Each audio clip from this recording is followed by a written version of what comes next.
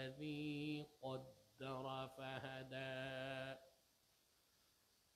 والذي أخرج المرعى فجعله غثاء أحوى سنقرئك فلا تنسى إلا ما شاء الله إنه يعلم الجهر وما يخفى ونيسرك لليسرى إلى آخر السورة.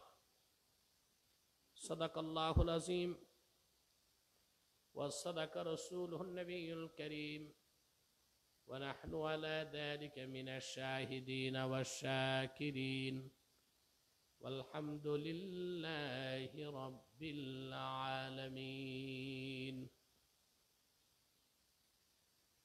إن الله وملائكته يصلون على النبي يا أيها الذين آمنوا صلوا عليه وسلموا تسليما. اللهم صل على سيدنا وعلى آله.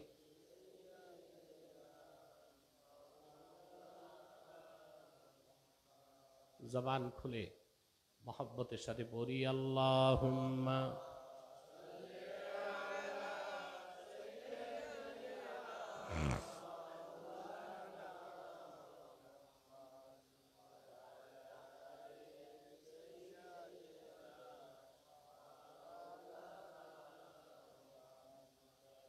میرا دل تڑپ رہا ہے میرا جل رہا ہے سینہ یہ دوا وہی ملے گی مجھے لے چلو مدینہ. اللہم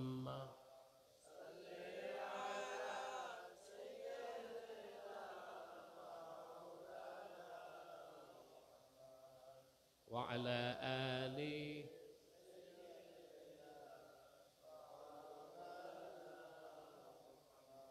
مدینے کی ہوا سے جنتی بو آتی ہے کھا کے پا کے مدینہ میں نور جنت چمکتی ہے.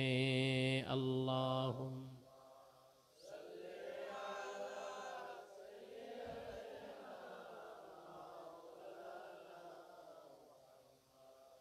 وعلى آل سيدنا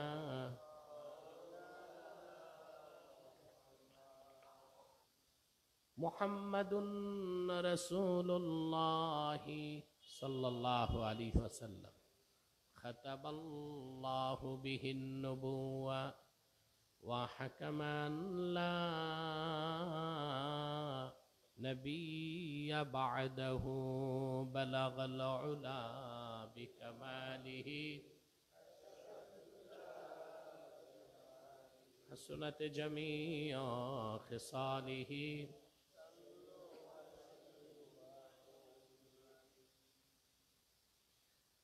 হাবিব নগর বাইতুর রশিদ জামে মসজিদের উদ্যোগে আয়োজিত চতুর্দশতম তাফসীরুল কোরআন মাহফিলের সম্মানিত সভাপতি হাজারাত উলামায়ে কেরাম, তুলাবায়ে ইজাম, নগর জীবনের চরম ব্যস্ততার মধ্যেও আজকের এই মহতি মুতাবাররাক মাহফিলে যারা এসেছেন সকলকে আমার পক্ষ থেকে হৃদয় নিংড়ানো ভালোবাসা, অভিনন্দন ও শুভেচ্ছা জ্ঞাপন করছি।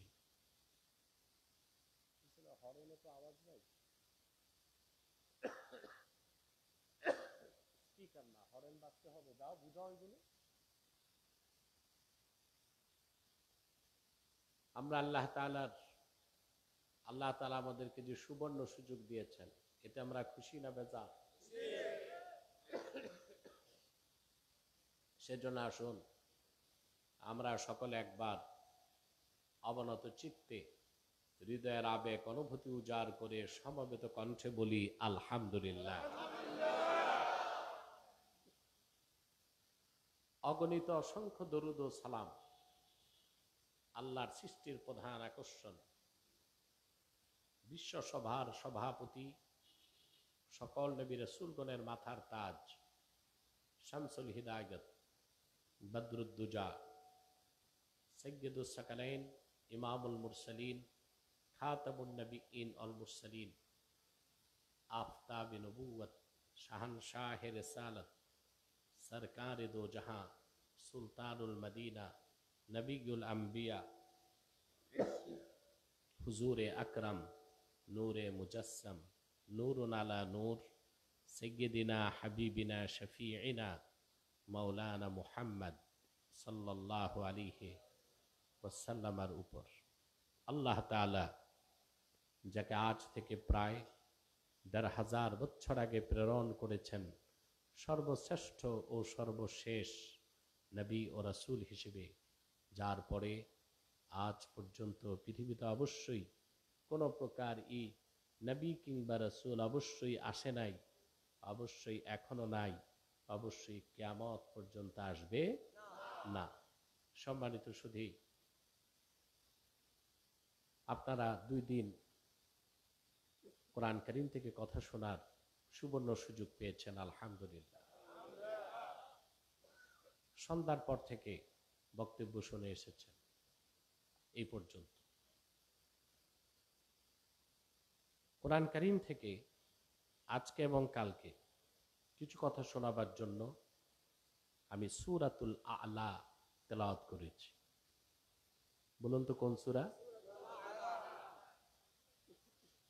এই সূরাটিকে কেন্দ্র করে নির্ভরযোগ্য মুফাসসির এবং মুহাদ্দিসগণের দৃষ্টিকোণ থেকে কিছু কথা আপনাদের সামনে তুলে ধরার চেষ্টা করব ইনশাআল্লাহ। আজকে, বাকি কথা কালকে ইনশাআল্লাহ। বলেন ইনশাআল্লাহ, যদি আল্লাহ তৌফিক দেন। ভূমিকাতে একটি কথা বলবো। আহমদ ইবনে হাম্বল রাহমাতুল্লাহ তার মুসনাদে রওয়ায়াত করেছেন, রাসূল করিম সাল্লাল্লাহু আলাইহি ওয়াসাল্লাম ইরশাদ করেছেন, মানুষের অন্তর হচ্ছে 4 প্রকার। কয় প্রকার? এক প্রকার কলব হচ্ছে কলবুন আজরাদ, যেটা কলবুল মুমিন, মুমিনের কলব, একেবারে পবিত্র পরিষ্কার, যা থেকে নূর বের হয়। যে কলবের কথা আল্লাহ কোরআন কারীমে বলেছেন, ইয়াওমা লা ইয়ানফাউ মালু ওয়ালা বানুন ইল্লা মান আতাল্লাহা বিকলবিন সালিম। কাল কিয়ামতের দিন সহায় সম্পদ, বিত্ত বৈভব কোনো কাজে আসবে না, বরং পবিত্র এবং প্রশান্ত হৃদয় নিয়ে যে আল্লাহর কাছে উপস্থিত হবে তার কোনো চিন্তা নাই। এটা হচ্ছে মুমিনের কলব। আরেক প্রকার কলব হচ্ছে কলবুন মারবুতুম বিল গিলাফ। এই মাইক ঠিক করে, এতবার ধরো না, আগেই ভালো ছিল। হ্যাঁ, ক্লিন আওয়াজ করে দাও। কলবুন মারবুতুম বিল গিলাফ, এটা হচ্ছে কলবুল কাফের, কালো পর্দায় আচ্ছাদিত কলব, অন্ধকার কলব, যে হৃদয়ে কখনো হেদায়েতের বাণী ঢুকে না, যেখানে শুধুই শিরক এবং কুফর, অন্ধকার এবং কালিমা। তৃতীয় প্রকার কলব হচ্ছে কলবুল মানকুস, মুনাফিকের কলব। কার কলব? আরাফা থুম্মা নাকাসা, যে ইসলামকে চিনছে কিন্তু গ্রহণ করতে পারে নাই, দেখায় যে মুসলিম, ভিতরে কি কুফর, ভিতরে কি। চতুর্থ প্রকার কলব হচ্ছে কলবুন মুসাফফাহ, ফাফিহি ঈমানু ওয়া নিফাক। চতুর্থ প্রকার কলব হচ্ছে সেই কলব যে কলবে ঈমানও আছে, আবার কিছু মুনাফিকিও আছে। এই কলব যাদের, এটা হচ্ছে অসুস্থ কলব। এটা কি জোরে বলেন? এই কলব যাদের, তাদের নেক কাজও ভালো লাগে, বদ কাজও। এরা মাহফিলেও যায়, কনসার্টেও যায়, মাহফিলেও যায়, কনসার্টেও যায়, মসজিদেও যায়, ক্লাবেও যায়, মসজিদেও যায়, ক্লাবেও যায়। তার মানে কাফেরের কলব হচ্ছে মৃত কলব, মুনাফিকেরটাও মৃত কলব, মুমিনেরটা জিন্দা কলব। আর আমাদের অধিক সংখ্যক মুসলমান, বিশেষ করে বাঙালিদের অসুস্থ কলব। কি কলব? এরা ওয়াজ শুনলে ওয়াজও যায়, কনসার্ট শুনলে মসজিদেও দৌড়ায়, সুযোগ পেলে ক্লাবেও যায়। এই যে অসুস্থ কলব, এটার মধ্যে ঈমানও আছে আর রোগ আছে। রোগটা হচ্ছে নেফাক। রোগটা কি? নেফাক।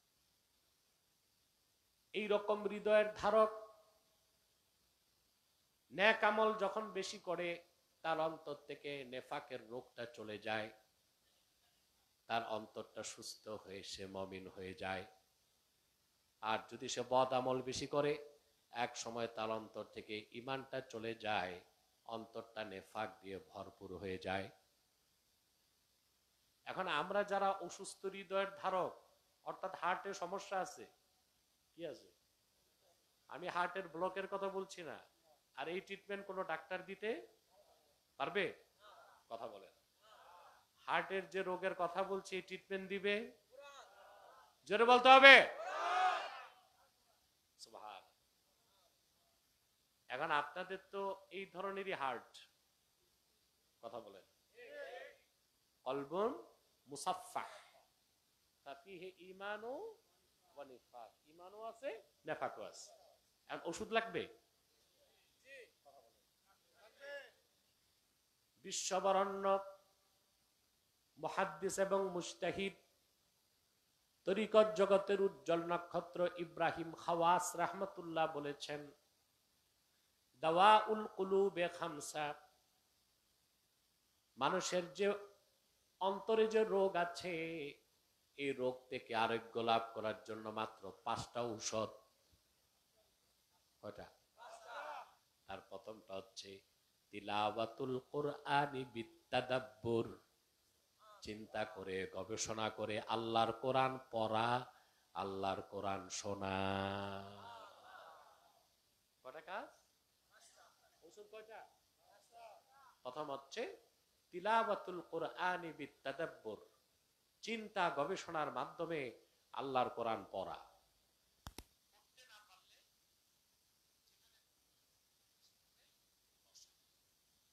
এটা হচ্ছে অসুস্থ হৃদয়কে পবিত্র করার প্রথম ঔষধ। আপনার যদি পুরুষ হয়ে থাকেন, পুরুষের কণ্ঠে বলেন সুবহানাল্লাহ। এই এবার মনে হয়েছে আমি কবরস্থানে না, মাহফিলে আছি। কথা শুনতেছেন? ঔষধ কয়টা? দ্বিতীয়টা হচ্ছে খালাউল বাতন, বেশি সময় ক্ষুধার্ত থাকা। বেশি সময় যারা খুব বেশি বেশি খায়, ওদেরকে আল্লাহ এলেম দেন না। খুব বেশি যারা খায়, মাদ্রাসায় দামি দামি খায়, এগুলো ভালো আলেমও হয় না। যে ছাত্রগুলো ক্ষুধার যন্ত্রণা কষ্ট করে, এরা ভালো আলেম হয়। মাইকের আওয়াজটা বাবা কানে না লাগে, একটু সাইডে করে দাও, এমনি আওয়াজ ঠিক আছে, ইকো না হয়। 2 নাম্বার কি? খালাউল বাতন, বেশি সময় কি থাকা? ক্ষুধার্ত থাকা। 3 নাম্বার হচ্ছে কিয়ামুন ফিল লাইল, রাতে তাহাজ্জুদ পড়া। 4 নাম্বার হচ্ছে ওয়াত্তাদাররুহ ফিস সাহর, শেষ সাথে আল্লাহর কাছে রোনাজারি করা। 5 নাম্বার মুজালাসাতুস সালিহিন, নেককারদের মজলিসে বসা। আর এই যে তাফসির মাহফিলে আসছেন, আপনার হার্টের রোগের জন্য 2টা ঔষধ নগদ পাচ্ছেন।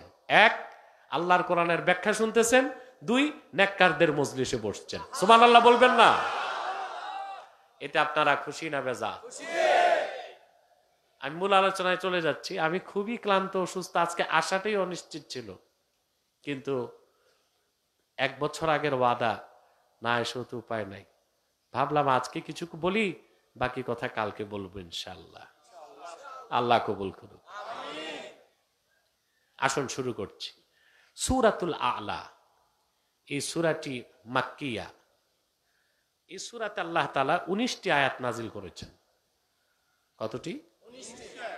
এই সূরাতে আল্লাহ তার তাওহীদের কথা বলেছেন, রুবুবিয়তের কথা বলেছেন, উলুহিয়তের কথা বলেছেন, তার হাবিব মুহাম্মদ সাল্লাল্লাহু আলাইহি ওয়াসাল্লামের রিসালাতের কথা বলেছেন, কোরআন কারীমের এজাজের কথা বলেছেন, পাশাপাশি দ্বীন ইসলামের শ্রেষ্ঠত্ব, মাহাত্ম্য, পরিপূর্ণতা তুলে ধরেছেন।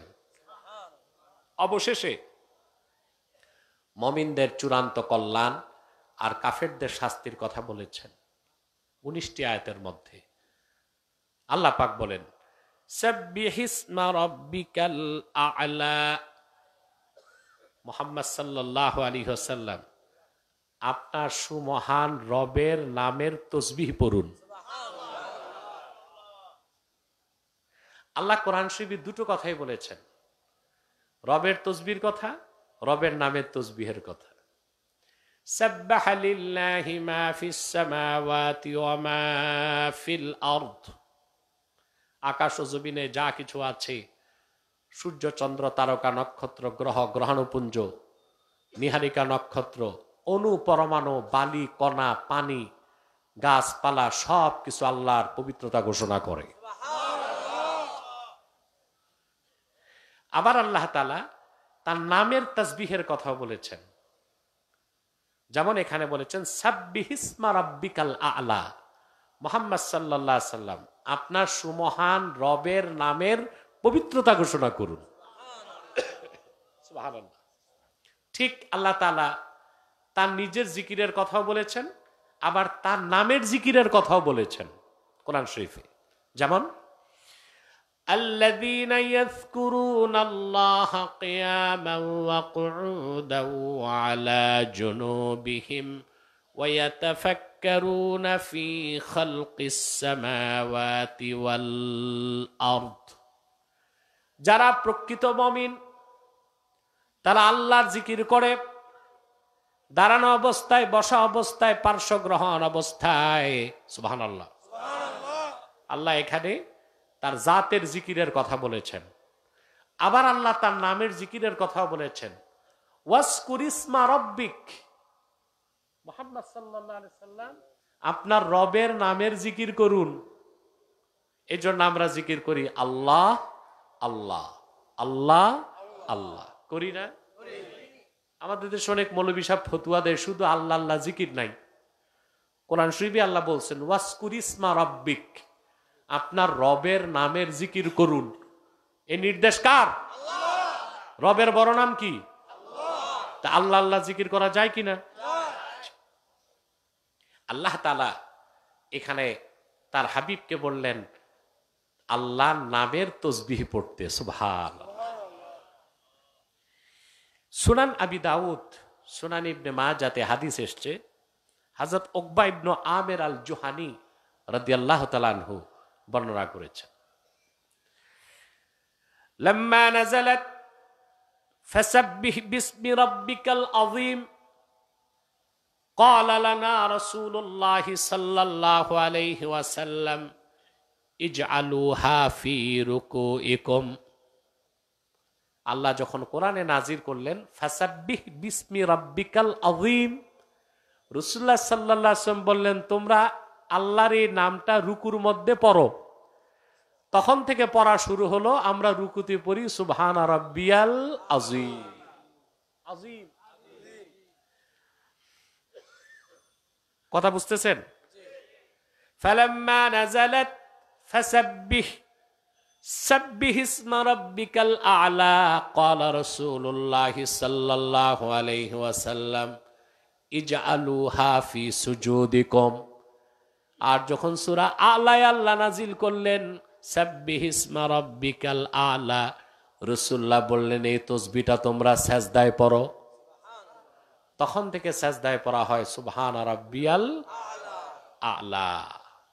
রুকুতে কি পড়েন? আজিম। সেজদায় পড়েন সুবহান রাব্বিয়াল আ'লা। 3 বার পড়া সুন্নাত, 7 বার পড়া যায়। আর যদি ইমাম হয়, ইমাম কয়বার পড়বে? আল জাওহারাতুন নাইয়ারাতে এসেছে ইমাম 5 বার পড়বে। কয়বার? তো যে মুসল্লি 3 বার পড়তে চায় তারও পড়া হইলো, যে 7 বার পড়তে চায় তারও পড়া হইলো। 7-এর বেশি পড়লে আবার সুন্নতের খেলাফ হবে, ঠিক না? আল্লাহ তাআলা প্রথম আয়াতে বললেন মুহাম্মদ সাল্লাল্লাহু আলাইহি ওয়াসাল্লাম আপনি আপনার সুমহান রবের নামের তাসবিহ পড়ুন। সাব্বাহা ইউসাব্বিহু, তাসবিহ মানে হচ্ছে তানজিহুল্লাহি আযজা ওয়া জাল্লা মিন কুল্লি আইবিন ওয়া নাকসিন আম্মা লা ইয়ালিকু বিশানিহি। সকল প্রকার নকস, শিরক, কুফর, খারাপ ধারণা থেকে মহান আল্লাহর নামকে পবিত্র করা, বলেন সুবহানাল্লাহ। কাফের, মুশরিক, বেঈমান, মুলহিদুন, নাস্তিক, অবিশ্বাসীরা আল্লাহর ব্যাপারে যে খারাপ ধারণা রাখে, ওই সমস্ত ধারণা হৃদয় থেকে, মস্তিষ্ক থেকে পবিত্র করাটাই তাসবিহ। এটা কি? আর আল্লাহর পবিত্রতা ঘোষণা করতে হবে আল্লাহ শিখানো নামে। কিসে? যেমন আমরা পড়ি বিসমিল্লাহির রহমানির রহিম, এটা তর্জমা যদি করি, শুরু করছি পরম করুণাময় আল্লাহর নামে, বিসমিল্লাহর ফজিলত পাওয়া যাবে? কথা বলেন, যাবে?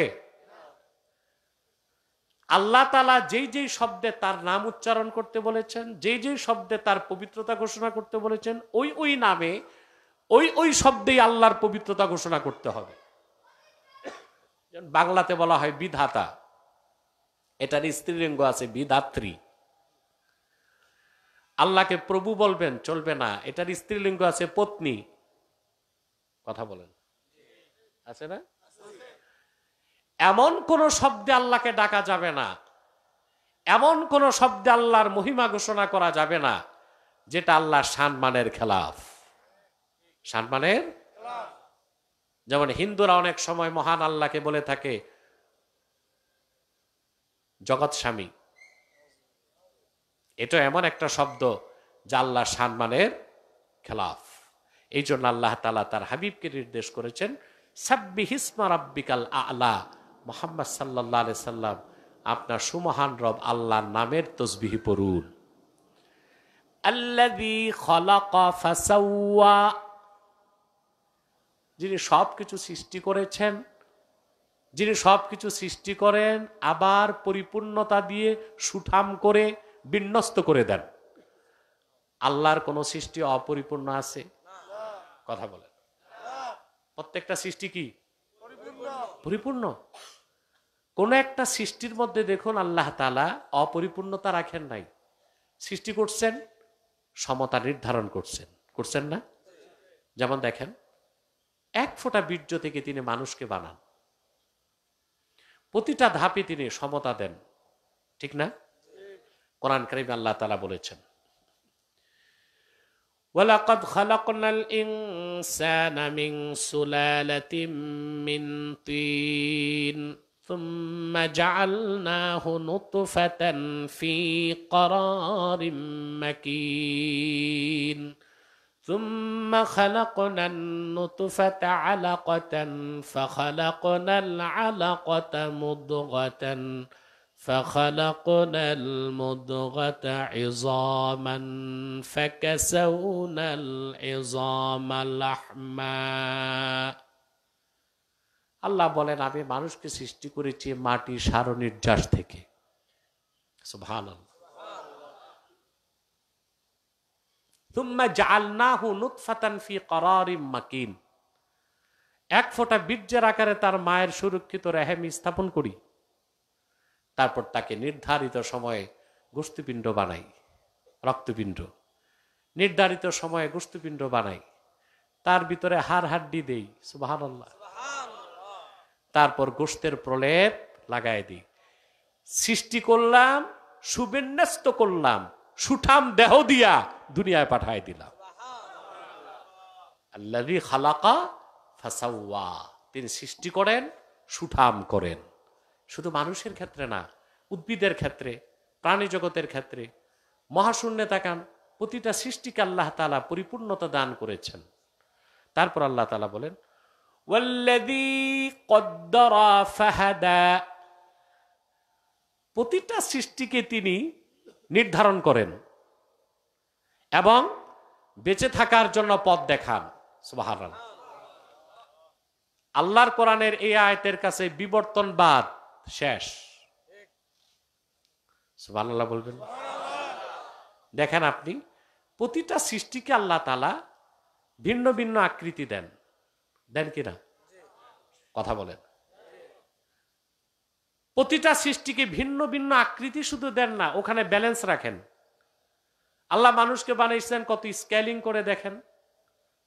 নাক যদি লম্বা হতেই থাকতো, বয়স বাড়তো, লম্বা হতে হতে হতে হতে নাক কোথায় যেত? কথা বলেন। কাদ্দারা, নির্ধারণ করে দিছেন নাক এতটুকুই বাড়বে। কথা বলেন। ছোট বাচ্চা হাত ছোট থাকে, মানুষ যত বড় হয় লম্বা হয়, হাতও যদি ওই অনুপাতে লম্বা হইতো তো হাত আর পা এক সমান হইতো না। কথা বলেন। কাদ্দারা, নির্ধারণ করে দিয়েছেন একটা জায়গায় যে থেমে যাবে। সুবহানাল্লাহ। হাতের নখগুলো বাড়বে এবং কাটবেন। দাঁতের ক্ষেত্রে তিনি নির্ধারণ করে দিয়েছেন যথাস্থানে বড় হয়ে দাঁত আর বাড়বে না। যদি নখের মতো দাঁতও বাড়তো, নখও কাটতেন, তারপর দাঁতও কাটতে হইতো। কথা বলেন। কদ্দারা, নির্ধারণ করে দিয়েছেন দাঁত এতটুক হবে, নাক এতটুক হবে, কান এতটুক হবে। সুবহানাল্লাহ। যেটা কাটা যায় ওটা নির্ধারণ করেন নাই, নখ আপনি কাটবেন। নখ যদি আল্লাহ স্থায়ীভাবে দিতেন, আপনারা ক্ষেত খামারে কাজ করতেন, নখটা নষ্ট হয়ে যেত না। কথা বলবেন। এই জন্য এটা নষ্ট হয়, নতুন হয়, কাটতে থাকেন। দাঁতও যদি এরকম বাড়তো তো টিথ কাটার লাগতো দাঁত কাটার জন্য, ঠিক না? তিনি কি করেছেন? ওয়াল্লাযী কদ্দারা ফাহাদা, প্রতিটা সৃষ্টিকে নির্ধারণ করেন, বেঁচে থাকার সকল ব্যবস্থা দেখায় দেন। শুধু মানুষ না, মানুষ তো আশরাফুল মাখলুকাত। আল্লাহ তারে কৃষি শিখাইছেন, ব্যবসা শিখাইছেন, কিন্তু প্রাণী জগতের দিকে তাকান, প্রত্যেকটা সৃষ্টিকে আল্লাহ তাআলা আলাদা আলাদা আকৃতি দিয়েছেন, আকৃতিকে নির্ধারণ করে দিয়েছেন, বেঁচে থাকার জন্য জীবিকা নির্বাহের পথ দেখায় দিয়েছেন। সুবহানাল্লাহ বলবেন না? করছেন কিনা? মুসা আলাইহিস সালাম যখন ফিরআউনের কাছে দাওয়াত নিয়ে গেল, আল্লাহর রুবুবিয়তের দাওয়াত, ফিরআউন কিন্তু আল্লাহকে বিশ্বাস করতে, এটা জানেন? কথা বলেন। কিন্তু আল্লাহর রুবুবিয়তকে বিশ্বাস করত না। ফিরআউন নাস্তিক ছিল না, আস্তিক ছিল। আল্লাহকে বিশ্বাস করত, আল্লাহ এক এটা বিশ্বাস করত না, আর আল্লাহর রুবুবিয়তকেও বিশ্বাস করত না। মুসা আলাইহিস সালাম ফিরআউনের কাছে গেলেন। কথা শুনতেছেন আপনারা? মনোযোগ আছে? মিয়া সাহেব দেখতে দেখতে গেছে 40 মিনিট। আর কিছু সময় বলে আজকের মতো মুনাজাত, কালকে বেশি কথা বলবো ইনশাআল্লাহ, আল্লাহ যদি কবুল করেন। মুসা আলাইহিস সালাম গেছেন ফিরআউনের কাছে। ফিরআউন দেখে বলে, মুসা তুমি কে? বলে, মুসা। ওই মুসা না, আমার বউ আসিয়া যে তোমারে বাঁচাইছিল? তাই মনে করতে পারো। কিসের দাওয়াত নিয়ে এসেছো? আল্লাহর রুবুবিয়তের দাওয়াত। ফিরআউন বলল, রব কে? রবের পরিচয় কি? মুসা আলাইহিস সালাম বললেন, قال ربنا الذي أعطى كل شيء خلقه ثم هداه। আমার তোমার সবার রব সে আল্লাহ রাব্বুল আলামিন, যিনি প্রতিটা সৃষ্টিকে আলাদা আলাদা আকৃতি দিয়েছেন আর প্রতিটা জীব আর প্রাণীকে বেঁচে থাকার জন্য পথ দেখায় দিয়েছেন। আল্লাহ দেখান নাই? একটা মুরগির বাচ্চা ডিম থেকে বের হয়, চিল যখন তাকে ছো মারতে আসে, প্রথম দিন মুরগির বাচ্চাটা তার মায়ের পাখার নিচে আশ্রয় নেয়। এটা কি শিখেছে? কথা বলেন। হাঁসের ডিম থেকে বাচ্চা বের হয়ে প্রথম দিনই সাঁতার কাটে। ও কি কোনো সুইমিং সেন্টারে গেছে? কি শিখেছে? সুম্বা হাদা, কেমনে চলবে, কেমনে খাবে, সব কে শিখাই দিছে? আমি একটা দৃষ্টান্ত দিচ্ছি, শীতকাল আপনাদের ভালো লাগবে শুনতে। বাংলাদেশ থেকে প্রায় 11,000 কিলোমিটার দূরে সাইবেরিয়া, রাশিয়া সাইবেরিয়া,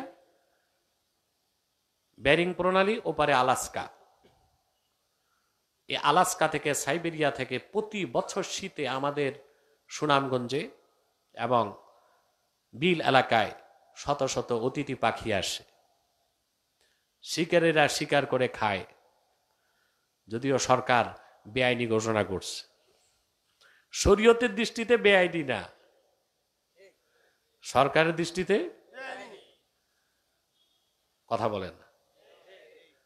এখন যদি কেউ আল্লাহর পাঠানো অতিথি পাখি ধরে খায় রিজিক হিসেবে, এটা কোনো গুনাহ হবে না, রাষ্ট্রের আইন লঙ্ঘন হবে। এই কথা বলেন। আমরা তো মানুষেরা এমন আইন বানাই যেটা আল্লাহর আইনের বিপক্ষে যায়, আর ছোট অপরাধকে বড় অপরাধ মনে করি, বড় অপরাধকে ছোট অপরাধ মনে করি। বাংলাদেশে যেই ছেলের বয়স 21 বছর হয় নাই আর মেয়ের বয়স 18 হয় নাই, এই জায়েজ বিয়েকে আমরা আইন করে কত বড় হারাম বানাইছি। কথা বলে না, হারাম বানাইছি না? এটার নাম দিয়েছে বাল্য বিবাহ। কিন্তু ছেলে মেয়ে বয়স যাই হোক, ওরা যদি একটু ফ্রি মিক্সিং লিভ টুগেদার, পার্কের রেস্তোরাঁ একটু ধরা ছোঁয়া করে, আরো কিছু হয়, তাতে দোষ নাই, বাচ্চা মানুষ। তার মানে নাবালেগ নাবালেগা জেনা করতে পারে, ওতে দোষ নাই। আর বালেগ বালেগা শুধু বয়স 21 হয় নাই আর 18 হয় নাই, বিয়ে করতে পারে না। এইরকম জঙ্গলি আইন যতদিন বাংলাদেশে থাকবে, অতদিন বাংলাদেশের সংস্কার হবে না। আমরা সবাই সংস্কার চাই।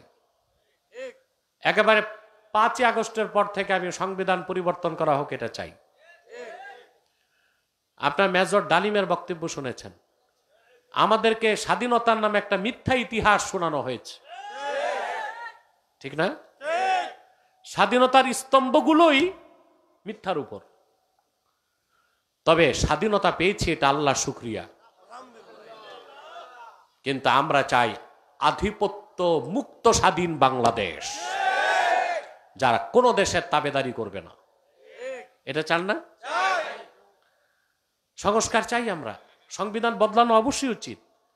এই সংবিধানটা হচ্ছে কুফর বান্ধব সংবিধান। কি বান্ধব? যে সংবিধানটা আছে এটা তো ডক্টর কামাল মিয়া করছে ভারতের প্রেসক্রিপশনে। রুশ ভারতের দালালরা 72 সালে সংবিধান লেখছে। এই দেশের মুসলমানদের আশা আকাঙ্ক্ষার কোনো প্রতিফলন ঘটে নাই। আমরা এটা পরিবর্তন চাই। তবে নতুন যে সংবিধান হবে তা হতে হবে কোরআন ও সুন্নাহর আলোকে। এটা চান না? তো বলছিলাম দেশের আইনগুলো বদলানো দরকার। কি করা দরকার? এই কথা বলার লোকই নাই। বিড়ালের গলায় ঘন্টা বাঁধবে খে। ডক্টর ইউনূস সবে মাত্র বলছিল ভোটারের বয়স 17 বছর, কি বিপদে পড়ছে, পরবর্তীতে তিনি তার কথাকে উড্ডু করছেন, ঠিক না? আমাদের কথাগুলো সাহস করে বলতে হবে। ইসলামে বাল্য বিবাহ নাই, বালেগ বিবাহ আছে, বালেগা বিবাহ আছে। বালেগ মানে physically matured and mentally matured. বালেগ হয়েছে কার হুকুমে?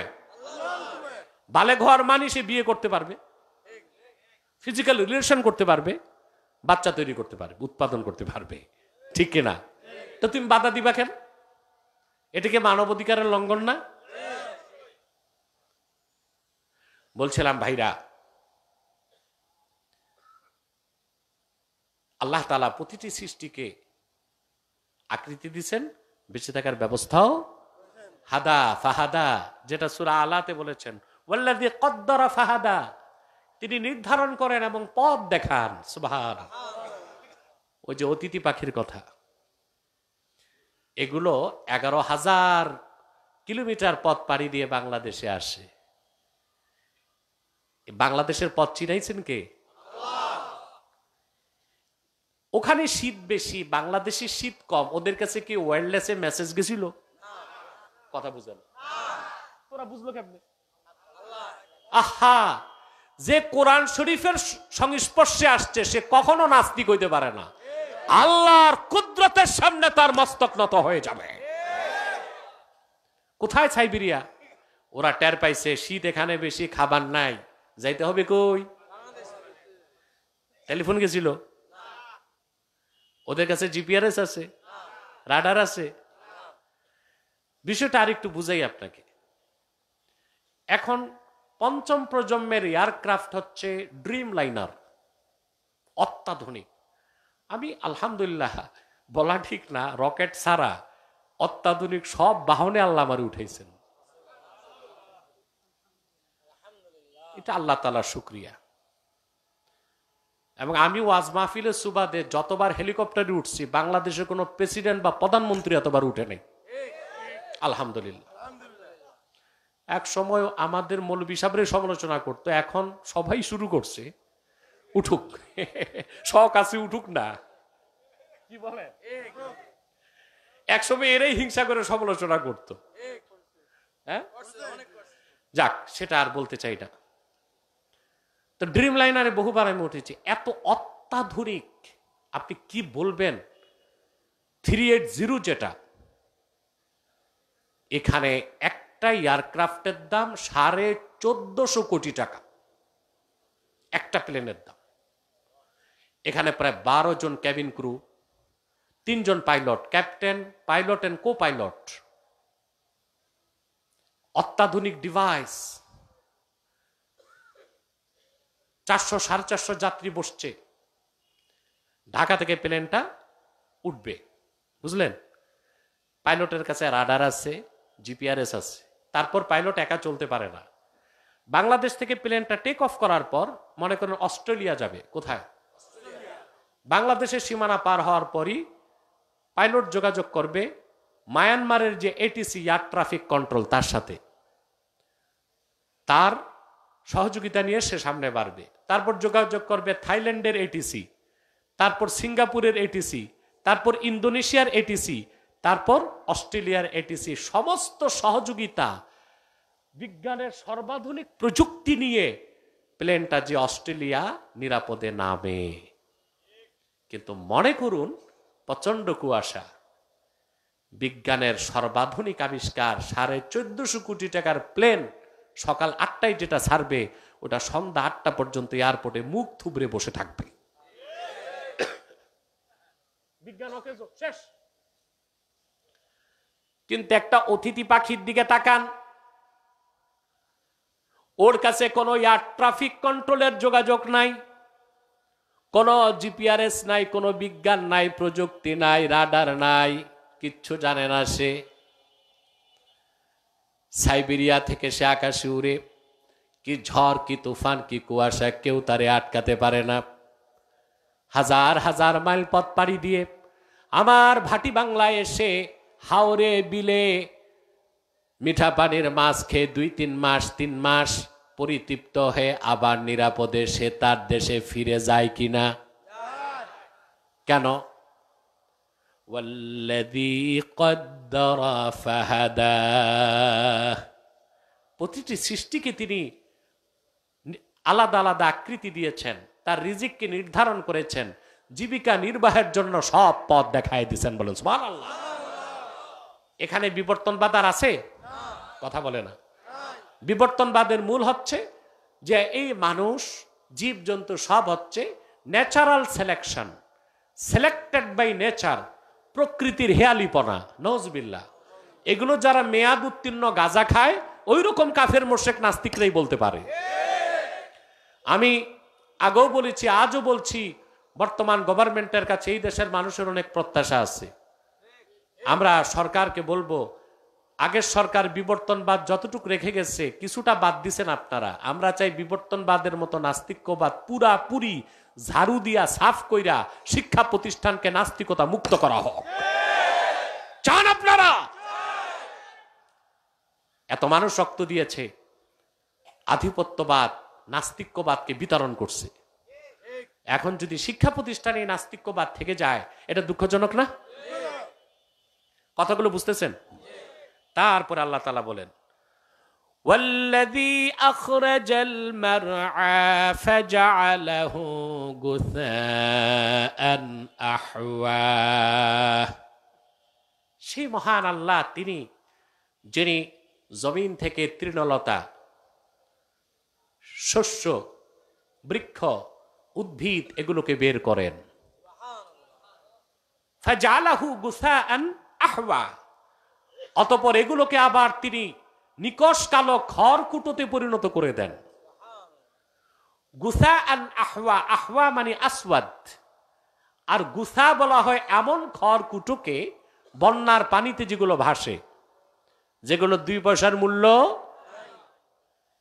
এখানে আল্লাহ তার কুদরতের কথা ইঙ্গিত করে মানুষকে যে তিনি হাসর ময়দানে জিন্দা করতে পারবেন সেই দিকে ইঙ্গিত দিচ্ছেন।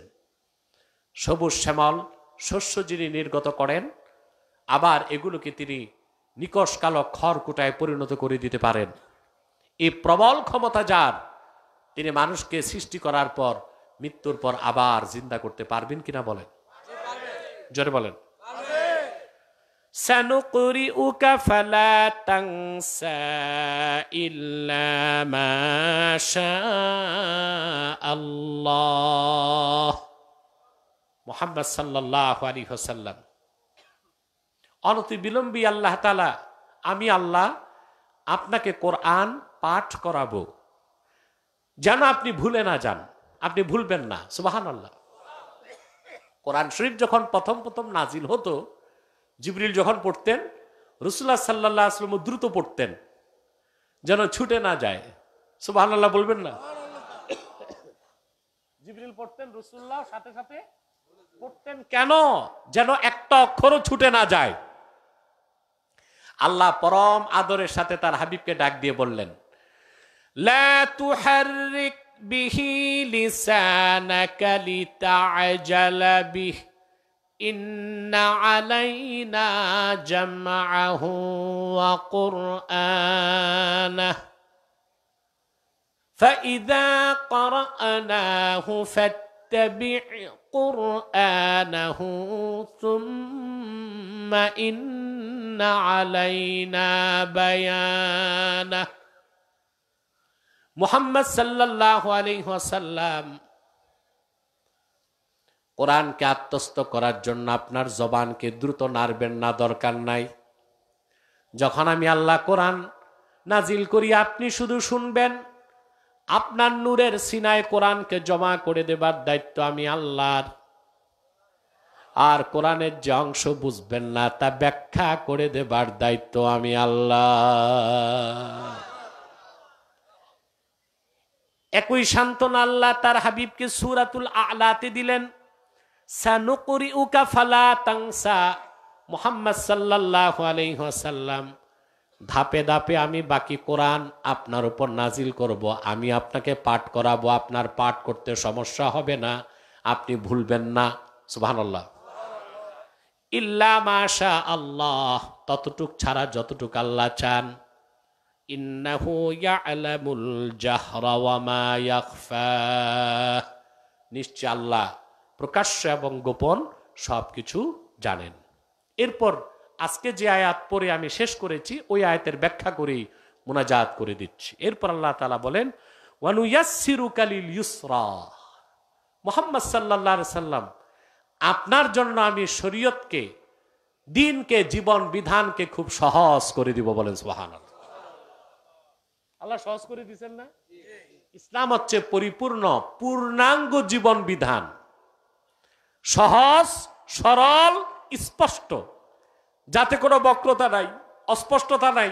এমন কোন আমল ইসলামে নাই অবৈজ্ঞানিক, অযৌক্তিক, মানতে কষ্ট। সুবহানাল্লাহ কইবেন না? ওয়ানুয়াসসিরুকা লিল ইউসরার সবচেয়ে সুন্দর ব্যাখ্যা আমি অসংখ্য তাফসীর দেখেছি, তার মধ্যে সবচেয়ে সুন্দর করেছেন ইবনে কাসির। ইবনে কাসির রাহমাতুল্লাহ লেখেন, ওয়ানুয়াসসিরুকা লিল ইউসরা আই নুসাহহিলু আলাইকা আফআলাল খাইরি ওয়া আকওয়ালাহ ওয়া নুশাররিউ লাকা শারআন সাহলান সামহান মুস্তাকিমান আদলা লা ইউজাজ ফীহি ওয়ালা হারাজ ওয়ালা উসরা। আল্লাহু আকবার। আল্লাহ ১৫০০ বছর আগে কোরআন নাজিল যখন শুরু হলো, দিন যখন পরিপূর্ণ হয় নাই, আল্লাহ শুরুতেই বলে দিলেন, মুহাম্মদ সাল্লাল্লাহু আলাইহি সাল্লাম, এমন একটা শরীয়ত আপনাকে দিব আপনার উম্মতের জন্য, বিশ্ববাসীর জন্য, যা হবে সহজ, সরল, স্পষ্ট, প্রতিষ্ঠিত, যেখানে অযৌক্তিক কোনো বাড়াবাড়ি নাই, মাত্রাতিরিক্ত ছাড়াছাড়ি নাই। অযৌক্তিক বাড়াবাড়ি নাই, মাত্রাতিরিক্ত ছাড়াছাড়ি নাই, নাই কোনো বক্রতা, নাই কোনো অস্পষ্টতা। সুবহানাল্লাহ। ইসলামের মধ্যে কোনো বাড়াবাড়ি আছে? খুব ভালো করে বুঝেন। আল্লাহ তাআলা ১৫০০ বছর আগে তার হাবিব মুহাম্মদ সাল্লাল্লাহু আলাইহি ওয়াসাল্লামের শরীয়তকে, দিনকে পরিপূর্ণ করে দিলেন। যে দিন ইসলাম ছাড়া আল্লাহর মনোনীত আর কোনো দিন নাই। আছে? মানার ক্ষেত্রে, বুঝার ক্ষেত্রে ইসলাম সহজ। এর মানে এই না যে ইসলামের মধ্যে চরমপন্থা নাই। অনেকে ভুল ব্যাখ্যা করে যে ইসলামে চরমপন্থা নাই। ইসলামে চরমপন্থা আছে, উগ্রপন্থা নাই। জিহাদ আছে না? জিহাদ তো চরমপন্থা। ইসলামে চরমপন্থা নাই, এটা মূর্খরাই বলে। কোথায় চরমপন্থা নাই? আরে ভাই, আপনি কানের ডাক্তারের কাছে যাবেন, সে আস্তে আস্তে কানের ট্রিটমেন্ট করবে। আর দাঁতের ডাক্তার কথা বলেন সারাশি দিয়ে। তো দাঁতের ডাক্তার চরমপন্থা, কানের ডাক্তার নরমপন্থা। ঠিক কিনা? সব জায়গায় সব পন্থা চলে? ইসলাম ৩টা পন্থাই দিয়েছে: চরমপন্থা, মধ্যপন্থা, শিথিল পন্থা। শিরক ও কুফরের বিরুদ্ধে ইসলামের কথা হচ্ছে চরম অবস্থান গ্রহণ করতে হবে। আহকামে শরঈয়ার ক্ষেত্রে ইসলাম দিয়েছে মধ্যপন্থা, আর দ্বীনের দাওয়াত দেবার ক্ষেত্রে ইসলাম দিয়েছে শিথিল পন্থা। আল্লাহ বলেন না কারো ঘাট দইরা কোনো হিন্দুরে আমরা কালেমা পড়ায় মুসলমান বানাবো না। ইসলামের সুমহান আদর্শ দাওয়াত তার সামনে তুলে ধরবো, সে অভিভূত, মুগ্ধ হয়ে মস্তক নত করবে আল্লাহর কাছে। সুবহানাল্লাহ। কথা বুঝতেছেন আমার ভাইয়েরা? আল্লাহ তাআলা তার হাবিবের শরীয়তের মধ্যে কোনো অযৌক্তিক বাড়াবাড়ি রাখেন নাই, মাত্রাতিরিক্ত ছাড়াছাড়িও, কথা কইবেন না, রাখেন নাই। সুবহানাল্লাহ বলবেন না? মুসলিম শরীফের একটা হাদিস শোনাচ্ছি, হাদিস নাম্বার 2485। হযরত আবু হুরায়রা রাদিয়াল্লাহু তাআলা আনহু বলেন, এক সাহাবী রাসূলুল্লাহ সাল্লাল্লাহু আলাইহি ওয়াসাল্লামের কাছে দৌড়ায় আসছে, এসে বললেন, হালাকতু ইয়া রাসূলুল্লাহ সাল্লাল্লাহু আলাইহি ওয়াসাল্লাম, আয় আল্লাহর রাসূল, আমি ধ্বংস হয়ে গেছি। আল্লাহর হাবিব বললেন, ওয়ামা আহলাকাকা, কোন জিনিস তোমারে ধ্বংস করলো? তিনি বললেন, ওয়াকাতু আলা ইমরাআতি ফি রমাদান, রমজান মাসে রোজা রেখে বিবির কাছে গেছি। কথা বুঝেন নাই? আরে ভাই, আপনার আবার মনে করেন না যে রোজা রেখে বউ দেখাই যাবে না। এই যাওয়ার মানে বুঝছেন ফিজিক্যাল রিলেশন, ফিজিক্যাল। আবার এটা বুঝেন না যে রোজা রেখে বউয়ের সাথে পর্দা করতে হবে। সাহাবী বললেন, আমি রমজান মাসে আমার স্ত্রীর সাথে আমি সম্পর্ক করেছি রোজা রেখে। ইসলাম কত সহজ, এখানে কোনো বাড়াবাড়ি নাই, মাত্রাতিরিক্ত বাড়াবাড়ি নাই, অযৌক্তিক বাড়াবাড়ি নাই, আবার মাত্রা সীমাহীন ছাড়াছাড়িও। রাসূলুল্লাহ বললেন, হাল তাজিদু মা তুতিকু রাকাবাতান, তোমার কি সাধ্য আছে নাকি তুমি একজন গোলাম আজাদ করবা? সাহাবী বললেন, ইয়া রাসূলুল্লাহ, ইয়া হাবিবাল্লাহ, এই সাধ্য তো আমার নাই। আল্লাহর হাবিব বললেন, ফাহাল তাস্তাতিউ আন তাসুমা শাহরাইনি মুতাতাবিআইন, তা তুমি কি এক নাগারে 2 মাস রোজা রাখতে পারবা? এটা কিন্তু রোজার কাফফারা, জানেন আপনারা? একটা রোজা নষ্ট করলে, যদি রোজাটা ফরজ রোজা হয়, কি রোজা? সাহাবী বললেন যে না, এটা আমি পারবো না। আল্লাহর হাবিব বললেন, ফাহাল তাজিদু মা তুতইমু 60 মিসকিনান, তাহলে তুমি কি 60 জন মিসকিন খাওয়াতে পারবা? ইসলাম সহজ না? কথা বলে না। সাহাবী বললেন, ইয়া রাসূলুল্লাহ সাল্লাল্লাহু আলাইহি ওয়াসাল্লাম, এটাও পারবো না। এমন সময় আল্লাহর হাবিব সাল্লাল্লাহু আলাইহি ওয়াসাল্লামের কদমে খেজুর হাদিয়া আসলো। রাসূল করিম সাল্লাল্লাহু আলাইহি ওয়াসাল্লাম সবটুকুন খেজুর সাহাবীকে দিয়া বললেন, যাও নিয়ে যাও, তাসাদ্দাক বিহাজা, এই সব তুমি সদকা করে দাও, তোমার রোজার কাফফারা আদায় হয়ে যাবে। সাহাবী বললেন, ইয়া রাসূলুল্লাহ, ইয়া হাবিবাল্লাহ, কেমন মানুষকে সদকা করব? আমার চেয়ে বেশি গরিব না কম গরিব? আল্লাহর হাবিব বললেন, তোমার চেয়ে বেশি যার গরিবই তারে। সাহাবী বললেন, ইয়া রাসূলুল্লাহ, ইয়া হাবিবাল্লাহ, সারাটি মদিনা মুনাওয়ারায় আমার চেয়ে গরিব আর কেউ নাই। হাদিসের রাবী বলেন, ফাদাহিকান নবী সাল্লাল্লাহু আলাইহি ওয়াসাল্লাম হাত্তা বাদাত আনিয়াবুহু, এই কথা শুনে নূর নবীজি এমন বেহেশতি হাসি হাসলেন, রাসূলুল্লাহর মারির দাঁতের নূরের চমক দেখা গেল। রাসূলুল্লাহ বললেন, ইযহাব ফাআতইমহু আহলাক, যাও তোমার কাফফারার সদকা তোমার পরিবার পরিজনকে খাওয়াও। এর নাম দিন ইসলাম। সুবহান, একটু জোরে কইবেন না সুবহানাল্লাহ। আল্লাহ কত সহজ করে দিয়েছেন দিনকে, অনুয়াসসিরুকা লিল ইসরা। এক সাহাবী রাসূলুল্লাহ সাল্লাল্লাহু আলাইহি ওয়াসাল্লামের কাছে আসলেন।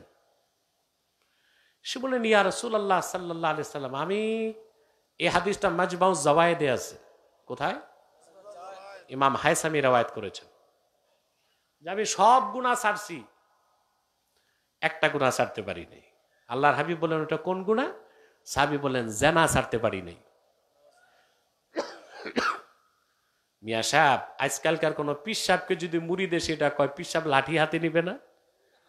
সাহস কি তোর বেয়াদব, তুই জিনা করছ আবার আমার কাছে বলিস? কারণ বর্তমান যুগে পীর সাহেব হইলে আর শায়েখ হইলে ভাব সাপ বেড়ে যায়। কি বলেন আপনারা? রাসূলুল্লাহ সাল্লাল্লাহু আলাইহি ওয়াসাল্লাম তাকে একটা ধমকও দিলেন না। বলেন, সাহাবী, যে তোমার মায়ের সাথে কেউ জিনা করে তুমি মেনে নিবা? বলে, কখনো না। তোমার বোনের সাথে তাও না, তোমার স্ত্রীর সাথে তাও না। আল্লাহর হাবিব বললেন, সাহাবী, তুমি যেই মেয়েদের সাথে মহিলাদের সাথে জিনা করো, সেই মহিলাটা কারো মা কিংবা কারো বোন কিংবা কারো মেয়ে, তা কি তুমি চিন্তা করো না? সাহাবী বলেন, রাসূলুল্লাহর এতটুক নসিহত আমার দিলে এমন ভাবে গেঁথে গেল, জিনার প্রতি এমন ঘৃণা আসলো, কোনদিন আর আমি জিনার কাছেও যাই নাই। দিনকে আল্লাহ কত সহজ করে দিয়েছে। আল্লাহ তাআলা বলেছেন, সব ক্ষেত্রে আল্লাহ সহজ করে দিয়েছেন। আল্লাহ বলেছেন, ইউরিদুল্লাহু বিকুমুল ইউসরা ওয়া লা ইউরিদু বিকুমুল উসর। আল্লাহ তোমাদের জন্য দিনে সহজ জিনিস চান, কঠিনটা চান না। তিনি চাইলে কঠিন করতে পারতেন। আল্লাহ তাআলা নির্দেশ করেছেন, ইয়া আইয়ুহাল্লাযীনা আমানু ইযা কুমতুম ইলাস সালাতি ফাগসিলু উজুহাকুম ওয়া আইদিয়াকুম ইলাল মারাফিক ওয়ামসাহু বিরুউসিকুম ওয়া আরজুলাকুম ইলাল কাবাইন। কথা বুঝতেছেন? হিমানদারগণ, ইদা কুমতুম ইলাস সালাহ, এখানে অর্থ ইদা আরাদতুমুস সালাহ, নামাজ পড়ার ইচ্ছে যখন করো, ফাকসিলু উজুহাকুম, ওযু করো। ফাঁকি দিয়ে একটা কথা বলে দিই, বাংলাদেশে একটা বাতিল ফেরকা বের হয়েছে, আহলে কোরআন দাবিদার। ওরা কোরআন মানে হাদিস মানে না। ধরছিলাম আমি, দেখছেন না? শোচনীয় ভাবে পরাজিত হয়েছে। আহলে কোরআন দাবিদার, আসলে তো আহলে কোরআন না, আহলে শয়তান। হাদিস বাদ দিলে কোরআন মানার সুযোগ আছে?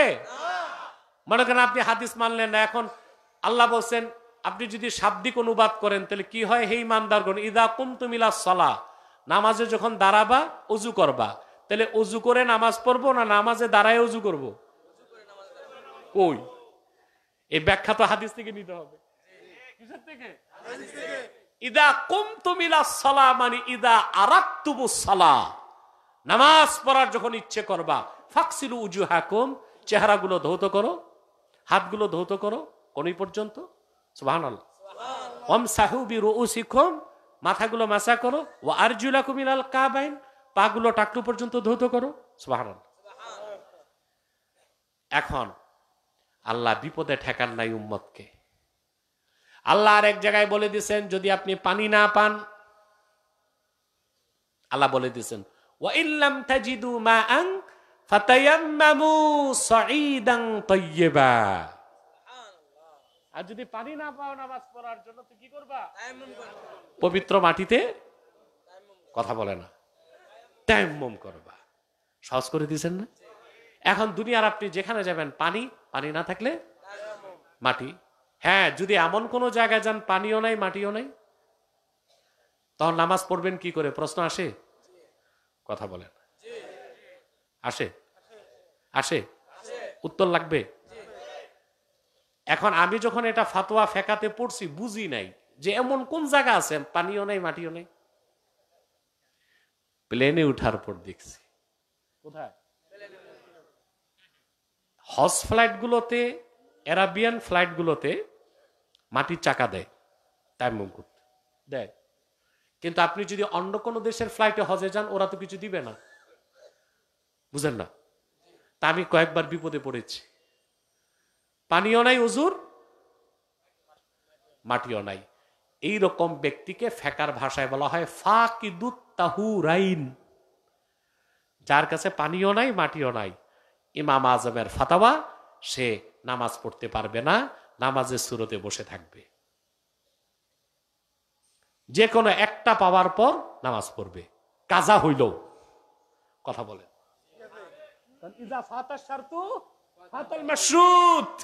শর্ত নাই, মাশরুত। কথা বলেন। ফাঁকে দিয়ে আর একটা কথা বলি, কেন ভাই? এমন সমস্যা তো হওয়ার কথা না যে পানিও নাই মাটিও নাই, হইতে তো পারে না। আমরা জানি পানি নাই, তায়াম্মুম করতে হবে কি দিয়া? তো ফেকার সব কিতাবে আছে মাটি নাই, মাটির হাড়ি, মাটির ঘটি, তাতেও চলবে তায়াম্মুম। এমনকি লোহার উপর যদি ধুলা লেগে থাকে, টান দিলে র‍্যাক পরে, ওতেও চলবে। তো সমস্যা কি? পুরা মানুষটাই তো মাটির তৈরি। তো যেখানে পানি নাই মাটি নাই, আমরা রানের উপর তায়াম্মুম করলে হয় না? কয় হয়। কত বড় মুফতি সাহেব! এটাও কি একটা প্রশ্ন কিনা? হ্যাঁ, আরে ভাই, ঢালাও ভাবে মৌলবী সাহেবরা বলতেছে মানুষ মাটির মানুষ। এটা বুঝতে হবে। আল্লাহ তাআলা বলেছেন মিনহা খালাকনাকুম ওয়া ফিহা নুঈদুকুম ওয়া মিনহা নুখরিজুকুম তারাতান উখরা। এই মাটি থেকে তোমাদের সৃষ্টি করেছি, এই মাটিতে ফিরায় নিব তোমাদের, মাটি থেকে আবার হাসরে তুলব। তরজমা পড়ছে মৌলী সাহেবরা, তফসিরটা পড়ে না। সব তফসিরে আসছে মিনহা খালাকনাকুমের অর্থ বিখালকি আবিকুম আদামা, আমি তোমাদের পিতা আদমকে মাটি থেকে বানাইছি। আদম মাটির তৈরি, আমাদের মা হাওয়া সেও মাটির তৈরি না, হাড্ডির তৈরি। ঈসা রুহুল্লাহ ফুয়ের তৈরি, আর আমরা মানুষরা বীর্যের তৈরি। কথা বলে না, আল্লাহ বলেছেন হাল আতা আলাল ইনসানি হিনুম মিনাদ দাহরি লাম ইয়াকুন শাইআম মাযকুরা ইন্না খালাকনাল ইনসানা মিন নুতফাতিন আমশাজ, নিশ্চয় আমি মানুষকে সৃষ্টি করেছি তার পিতার এবং তার মাতার বীর্যের মিশ্রণ থেকে। তা আমরা পানির তৈরি, কিসের তৈরি? কিসের তৈরি? কথাগুলো কেন বললাম? আমাদের দেশে মৌলবী সাহেবরা ঝগড়া করে একটা মাসালা নিয়ে, যে আল্লাহর হাবিব কি নূরের তৈরি না মাটির তৈরি। নিজেরটার খবর নাই, নিজে কিসের তৈরি কথা বলেন। কিন্তু আল্লাহর হাবিব সাল্লাল্লাহু আলাইহি সাল্লামের আরশ চুম্বি সম্মান মর্যাদার ব্যাপারে কথা বলতে যে বেয়াদবি হচ্ছে তার খেয়াল রাখ। আল্লাহর হাবিব মুহাম্মদ সাল্লাল্লাহু আলাইহি সাল্লাম মানুষ, কোনো সন্দেহ নাই, কিন্তু আমাদের মতো সাধারণ মানুষ বলা যাবে না। আরশ, কুরসি, লৌহ কলম সৃষ্টির আগে আল্লাহ তার হাবিব মুহাম্মদ সাল্লাল্লাহু আলাইহি সাল্লামের নূরকে সৃষ্টি করেছেন। এটা আহলুস সুন্নাল জামাতের মত।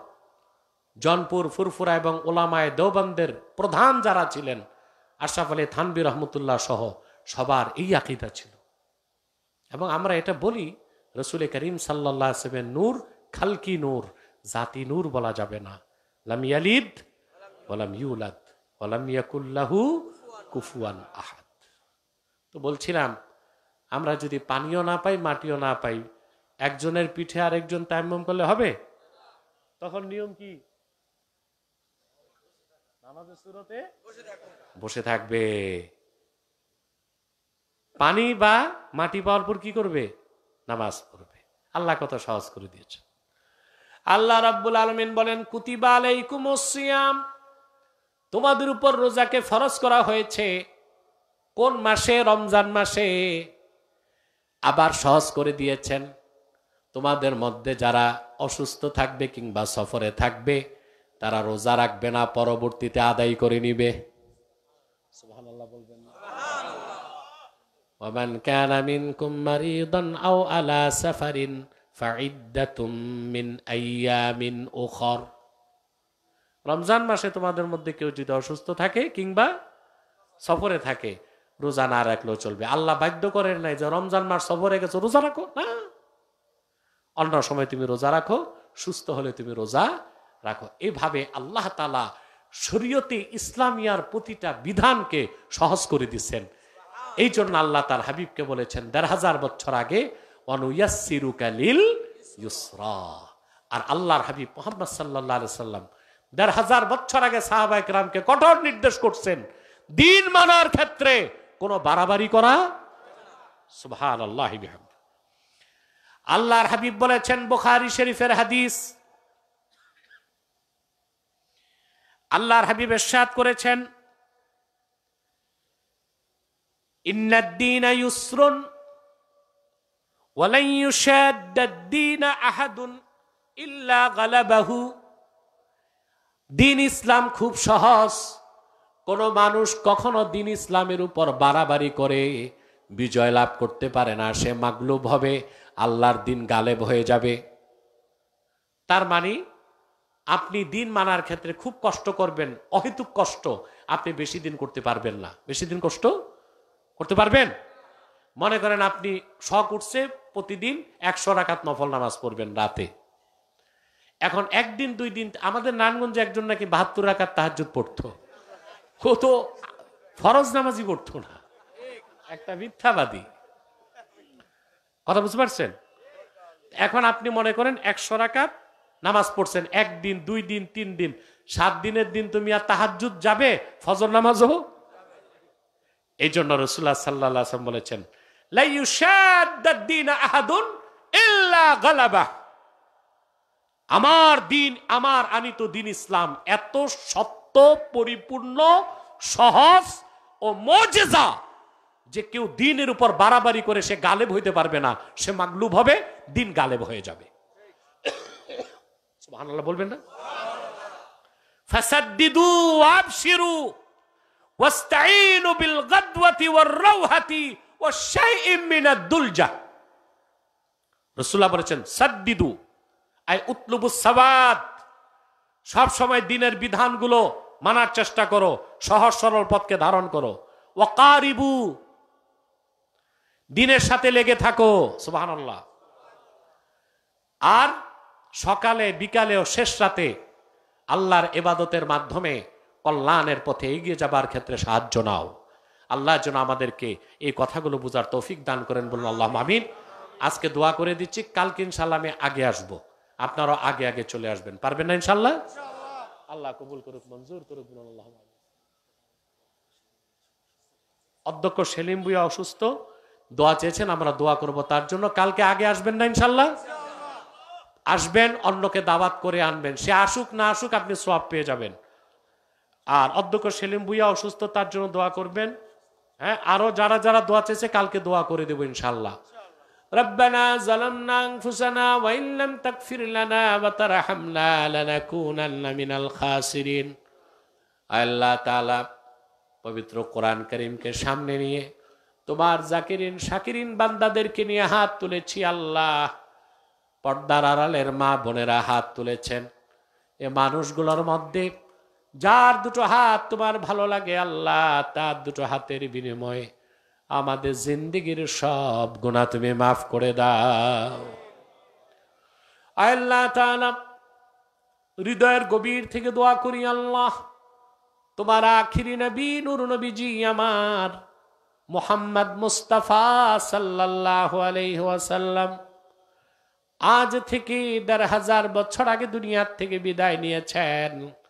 হায়াতুন নবী হিসেবে জান্নাতুল ফেরদৌস রওজা মুবারকে বিশ্রাম নিয়েছেন। আল্লাহ, জীবনে একবার তোমার আখিরি নবী নূর নবীজি আমার মুহাম্মদ মুস্তাফা সাল্লাল্লাহু আলাইহি ওয়াসাল্লামের জান্নাতুল ফেরদৌস রওজা মুবারকে উপস্থিত হয়ে গো আল্লাহ, তোমার হাবিবের নূরের কদমে দরুদ ও সালামের হাদিয়া দেবার আগে আল্লাহ তুমি ডাক দিও না। রব্বুল আলামিন, একবার বা একাধিকবার যারা সোনার মদিনায় নূরের মদিনায় যেতে পেরেছি আল্লাহ, জীবনে বারবার তোমার আখিরি নবী নূর নবীজি আমার মুহাম্মদ মুস্তাফা সাল্লাল্লাহু আলাইহি ওয়াসাল্লামের নূরের শহর মদিনাতুল মুনাওয়ারা জিয়ারতের জন্য তাদের কপালটা খুলে দাও। রব্বুল আলামিন, হৃদয়ের গভীর থেকে দোয়া করি আল্লাহ, তোমার আখিরি নবী নূর নবীজি আমার মুহাম্মদ মুস্তাফা সাল্লাল্লাহু আলাইহি ওয়াসাল্লামের নূরের চেহারা মোবারক স্বপ্নে একবার দেখে গো আল্লাহ, জান্নাত ওয়াজিব হবার আগে তুমি ডাক দিও না। একবার বা একাধিকবার যারা আল্লাহ তোমার আখিরি নবী নূর নবীজি আমার মুহাম্মদ মুস্তাফা সাল্লাল্লাহু আলাইহি ওয়াসাল্লামের নূরের চেহারা মোবারক স্বপ্নে দেখার সৌভাগ্য লাভ করেছে, জীবনে বারবার দেখার জন্যে তাদের কপালটা তুমি জান্নাতি কপাল বানায় দাও। আল্লাহ তাআলা, আমাদের যাদের বাবা নাই, মা নাই, আত্মীয় স্বজন নাই, ইমানের সাথে বিদায় নিয়ে কবর দেশে চলে গেছে সকল মুসলমান বাবা মার কবরকে আল্লাহ তুমি দয়া করে জান্নাতের বাগান বানায় দাও। আল্লাহ, এই মাহফিলের জন্য যারা ধন দিয়েছে, মন দিয়ে খেটেছে, সকলের ধন ও মনকে তুমি কবুল করে নাও। আল্লাহ, যারা নৈতিক সহযোগিতা করেছে, আর্থিক সহযোগিতা করেছে, সকলকে তুমি কবুল করো, মঞ্জুর করো। অধ্যক্ষ সেলিম ভুঁইয়া সহ যারা অসুস্থ আছে, দোয়া চেয়েছে আল্লাহ, এই বাইতুর রশিদ মসজিদ কমিটিতে সভাপতি মহসিনুর রহমান জুয়েল অসুস্থ, সেও দোয়া চেয়েছে। আরো যারা আছে সকলের নেক মাকসাদকে আল্লাহ তুমি কবুল করো। আহসানুল হক রুবেল সহ তার শাশুড়ি এবং তার আম্মা খুবই অসুস্থ। জনাব মাওলানা ওয়াজিউল্লাহ, তার ছোট বোন অসুস্থ হাসপাতালে, সকল অসুস্থকে সুস্থ করে দাও। আল্লাহ, আমাদের অশান্ত হৃদয়কে শান্ত করে দাও। আমাদের মুশকিলাতকে আসান করে দাও, নেক হাজাত ও চাহাতকে কবুল করে নাও। আল্লাহুম্মা আসলিহ লানা শানানা কুল্লাহ ওয়া লা তাকিলনা ইলা আনফুসিনা তারফাতা আইন ফাতিরাস সামাওয়াতি ওয়াল আরদ আনতা ওয়ালিয়ুনা ফিদ দুনিয়া ওয়াল আখিরাহ তাওয়াফফানা মুসলিমিন ওয়াল হিকনা বিস সালিহিন। আল্লাহুম্মা ইন্না নাতাওয়াসসালু ইলাইকা বিওয়াসিলাতি হাবিবিকাল মুহতারাম নবিকাল খাতিম سيدنا وسيد الأبرار نبينا ونبي الأنبياء محمد بن عبد الله نبي الله رسول الله صلى الله عليه وسلم الذي أكملت به قصر النبوة وحكمت أن لا نبي بعده وأعلنت في القرآن بالبرهان أن محمدا صلى الله عليه وسلم خاتم النبيين والمرسلين قبل 1500 سنة وصلى الله تعالى على خير خلقه نبينا محمد نور الله وعلى آله وصحبه أجمعين برحمتك يا أرحم الراحمين.